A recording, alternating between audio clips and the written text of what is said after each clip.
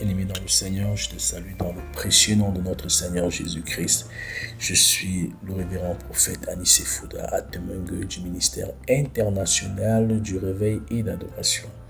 Alors, j'aimerais que nous abordons ce grand thème que j'avais annoncé en introduction récemment sur les clés ou alors les 3 éléments qui nous permettent de voir, de mesurer notre croissance spirituelle.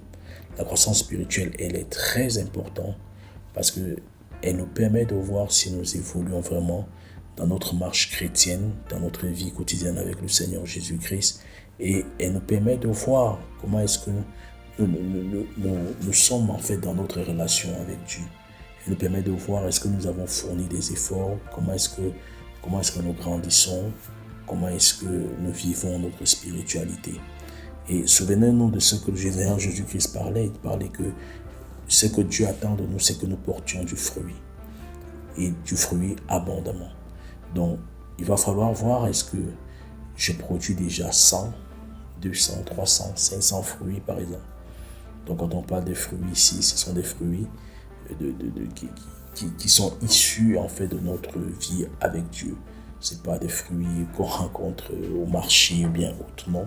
Mais c'est des fruits qui sont issus dans notre vécu, dans notre marche, dans notre intimité avec le Seigneur. Des fruits que nous produisons et que lorsque maintenant nous sommes sur le plan physique avec les autres peuvent jouir en fait de ces fruits-là par exemple.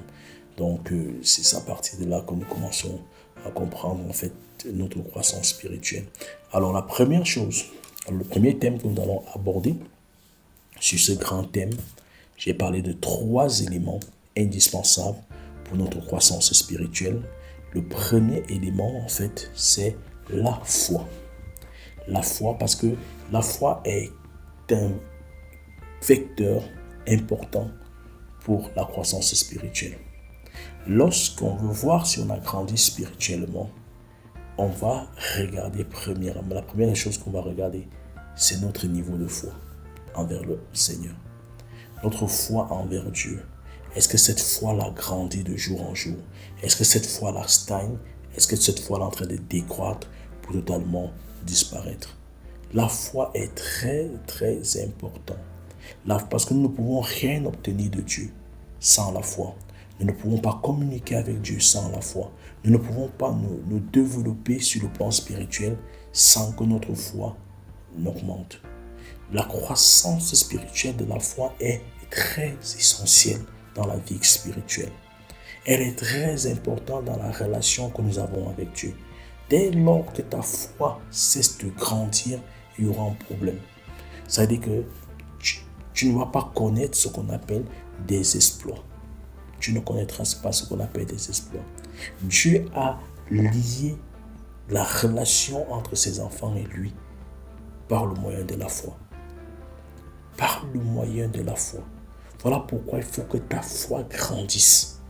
Voilà pourquoi il faut veiller en sorte que ta foi puisse connaître une certaine croissance. Une certaine croissance avec Dieu. Il faut que cette foi-là s'élève davantage. Parce que c'est ça en fait qui permet en sorte que tu puisses voir ton niveau d'attachement avec Dieu. Cette foi-là.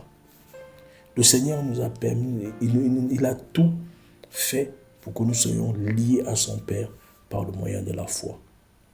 Nous sommes liés à Dieu par le moyen de la foi qu'il nous a donné. Parce que la foi, premièrement, elle vient lorsque tu confesses le Seigneur, c'est un don que Dieu te donne. Mais maintenant, il faut que ce don se développe dans toi. Il faut travailler pour que ce don-là grandisse aussi, qu'il atteigne un certain niveau de foi. Parfois, quand je lis les héros de la foi, des pasteurs qui ont œuvré avant nous, je suis soit impressionné par leur niveau de foi qu'ils avaient dans le Seigneur. Je suis soit impressionné par ce qu'ils ont accompli avec le Seigneur. Quand tu lis les bibliographies, tu es impacté, tu te dis, waouh, un être humain a pu atteindre ces niveaux. C'est des personnes qui ont connu une grande croissance spirituelle. Le premier élément qui te permet de connaître, de mesurer ta croissance spirituelle, c'est ta foi. C'est ta foi. C'est ta foi. Parce que la croissance spirituelle est liée à ce qui est propre à ta vie spirituelle. Or, ce qui est propre à ta vie spirituelle, c'est premièrement ta foi. C'est premièrement ta foi. C'est pour ça que la Bible dit que, Jésus dit que l'œuvre de Dieu, c'est quoi? C'est que nous croyons en celui que Dieu a envoyé, à savoir Jésus-Christ. C'est-à-dire qu'il situe d'abord tout au niveau de la foi, à ce niveau-là. Et j'aimerais que nous voyons quelque chose de très important ce soir, c'est sur la foi en fait. La foi, Romains chapitre 10, verset 17 dit, la foi vient de ce qu'on entend, et ce qu'on entend vient de la parole de Christ. Donc, l'origine de ta foi, c'est la parole de Dieu. C'est là où elle vient. Elle ne vient pas dans tout ce que tu peux imaginer. La foi vient uniquement de la parole de Dieu. Lorsque la foi vient de la parole de Dieu, cela signifie quelque chose de très essentiel dans la vie du chrétien. Cela veut dire que ta foi est liée automatiquement à la parole de Dieu. Ça veut dire quoi? Ça veut dire que si je veux voir ma foi grandir, l'une des choses que je ne dois pas éloigner de ma vie, c'est la parole de Dieu. Si je veux voir ma foi connaître une croissance forte, une croissance puissante, alors je dois l'associer constamment à la parole de Dieu. Je dois la mettre sous le feu de la parole de Dieu. Elle doit être constamment réchauffée par la parole de Dieu. Lorsque ta foi n'est plus réchauffée par la parole de Dieu, tu perds. Tu perds énormément. La parole de Dieu est ce qui va réchauffer ta foi. Elle va donner à ta foi de la puissance pour pouvoir se manifester au grand jour. Ça, c'est l'une des premières choses. Et c'est Romains autant pour moi, qui le dit. La deuxième des choses que nous devons comprendre, c'est qui concerne la foi. Dans le livre d'Hébreux 11, Hébreux 11 dit que la foi est une ferme assurance des choses qu'on espère, une démonstration de celles qu'on ne voit pas. Là, c'est la dimension de la foi sur le plan expérimental. La foi, lorsque nous la recevons, lorsqu'elle rentre en nous par le moyen de la parole de Dieu, il faut que cette foi-là quitte de cette dimension-là et atteigne un autre niveau qu'on va appeler la foi expérimentale. Beaucoup de personnes restent avec une foi qui reste au niveau de la dimension de la parole, mais qui ne sort pas à la dimension expérimentale. Et c'est là qu'il y a souvent un souci. C'est-à-dire, oui, tu vois, quelqu'un va te dire, non, Jésus a fait ceci, non, le Seigneur a dit ceci dans sa parole, oui, il a déclaré ceci. Maintenant, quand il faut rentrer sur le plan pratique, ils échouent. Ils échouent. Mais tant que ça reste là dans les dire que non, vraiment, j'ai lu dans la parole de Dieu, le Seigneur avait fait ceci pour tel, il a fait ceci pour tel, oui. Maintenant, il va falloir que ce que tu aurais lu puisse rentrer dans un domaine pratique. C'est ce que, par exemple, les Abraham ont connu. Lorsque le Seigneur les avait parlé, il fallait qu'ils rentrent constamment dans un domaine pratique avec Dieu. C'est ça que leur foi était, on appelle Abraham le père de la foi. Parce que c'était quelqu'un que non seulement il entendait Dieu lui parler, il entendait cette parole-là, mais il ne se limitait pas à ce niveau. Il allait dans une autre dimension avec sa foi, à savoir la foi expérimentale. La foi expérimentale. Bien-aimé, ta croissance spirituelle passe par une foi expérimentale. Si tu veux voir ta foi grandir, amène ta foi à la foi expérimentale. Expérimentale avec Dieu. C'est ce que Abel avait fait avec Dieu. Hébreux 11, si tu veux, tu pourras lire Hébreux 11 pour voir comment tous ces héros de la foi-là sont partis de la foi qu'ils entendaient et à la dimension de la foi expérimentale. Il faut partir de la foi que tu entends, qui est la parole de Dieu, à la foi expérimentale. C'est ça qui tue beaucoup de chrétiens. Ils peuvent tout réciter sur la parole de Dieu. Mais quand il s'agit de mettre en pratique, quand il s'agit d'expérimenter, d'élever le niveau au niveau de l'expérimentation, il y a souvent un problème. J'aimerais te dire ce soir que le premier vecteur de ta croissance spirituelle, c'est ta foi. Il ne faut pas seulement que cette foi reste au niveau de la parole de Dieu, de la parole, mais il faut qu'elle soit expérimentale. Expérimente cette parole-là, expérimente-la, qu'elle ne reste pas seulement dans la dimension logos, mais qu'elle rentre dans la dimension du Rhéma. Il y en a certaines personnes que Dieu a parlé clairement, que va faire telle chose, fais telle chose pour moi. Tu seras ceci, tu accompliras ceci. Mais ils ont ignoré cette dimension-là. Ils ont totalement ignoré cette dimension-là. Ils n'ont pas travaillé pour que cela arrive en manifestation.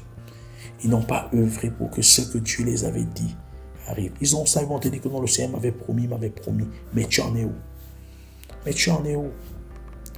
Tu en es où avec ce que Dieu t'a déclaré? Tu en es où avec ce que Dieu t'a dit? Qu'est-ce que tu fais pour voir cela se manifester? Comment est-ce que tu abordes cela sur le plan expérimental? Bien-aimé, ta foi doit être une foi expérimentale. On dit que Dieu guérit. Est-ce que tu as expérimenté le Dieu qui guérit dans ta propre vie, dans la vie de tes enfants? On dit que Dieu bénit. Est-ce que tu as expérimenté le Dieu qui bénit? On dit que Dieu restaure. Est-ce que tu as expérimenté le Dieu qui restaure? Tu vas aller prêcher aux gens, disent que non, Dieu restaure.